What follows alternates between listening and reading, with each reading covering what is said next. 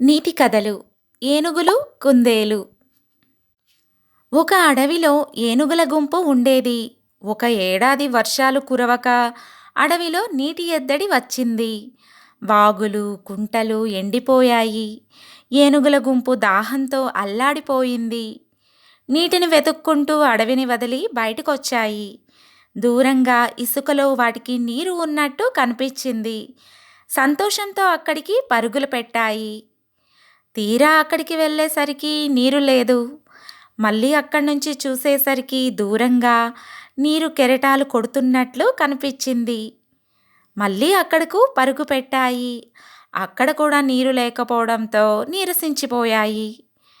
ఏనుగుల కష్టం పక్కనున్న తుప్పల్లోంచి చూస్తున్న ఓ కుందేలు వాటికి ఎదురుగా వచ్చి ఇలా చెప్పింది.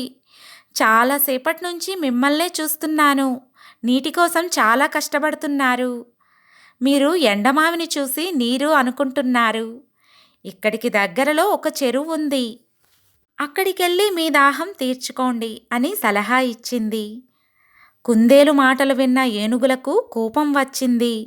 మేము తెలివి తక్కువ వాళ్ళలా కనిపిస్తున్నామా అంటూ ఒక ఏనుగు కోపంతో కుందేలును తొండంతో పట్టుకుంది.